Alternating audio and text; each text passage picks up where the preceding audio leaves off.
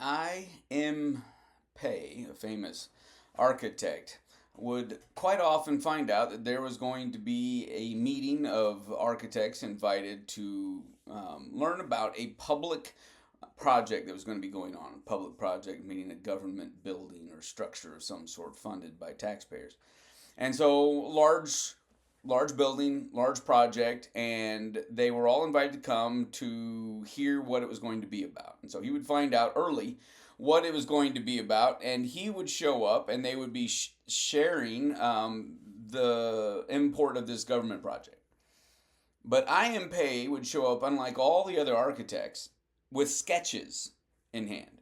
And they would almost always wind up talking about what was right and what was wrong about I.M. Pei's sketches. And at the end of the meeting, the people in charge of the meeting would send them all back and say, "We'd like to meet with you again in this amount of time if everybody could bring design sketches of their visions of what they would like this project to look like." And so then they'd come back to that meeting and they'd all bring their sketches except for I.M. Pei, who would bring floor plans very specifically. And almost always they'd wind up talking about what was right or what was wrong, what didn't meet the requirements of I.M. Pei's floor plans. And then, of course, they'd be sent out and they'd be encouraged to come back at the next prearranged meeting with floor plans. And they almost all would come back with floor plans except for I.M. Pei. I.M. Pei would come back with a quarter-inch scale model.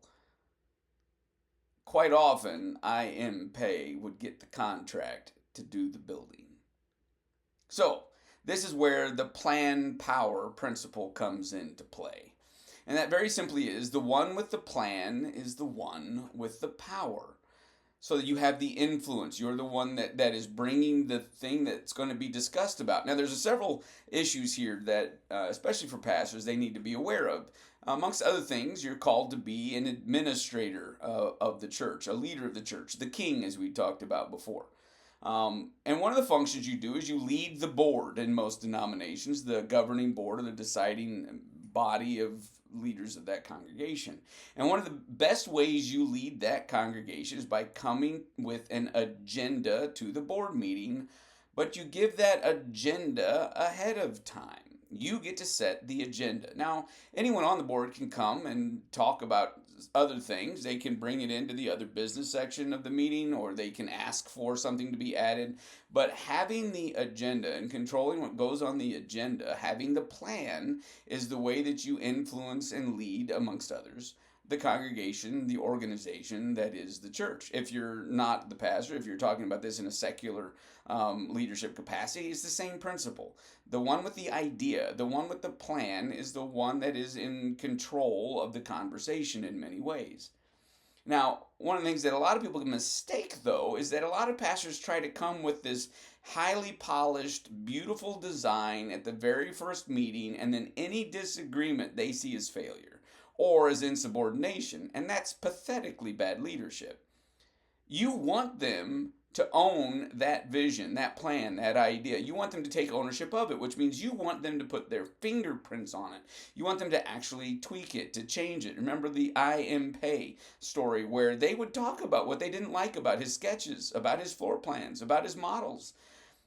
And that was okay because that's how they owned the building.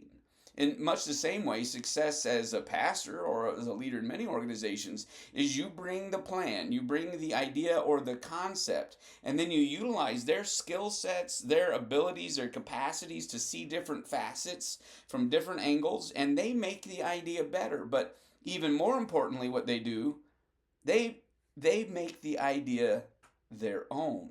And once it's their own, now you've been successful. You see, I.M. Pei didn't want to have all those buildings. He wanted to design them, but they needed to be owned by the people, used by the people. Same thing's true in leadership, whether it's a pastor of a church or a secular organization. The one with the plan is the one with the power, but the idea is not to dictate what is done, but to massage the conversation to control what it is you're talking about, what it is you're aiming the organization at. And then let them have ownership of it. Let them tweak it. Let them change it. they will make it better. And success is when they change it, not when they say, oh, that's such a beautiful, perfect design, Pastor, because you know what that'll do? That'll mean that they have not bought into it yet. And that will mean that you're going to have to do all the work to make it realized into reality. So the one with the plan is the one with the power, but let them take ownership. Let them make changes and let them have it as their building.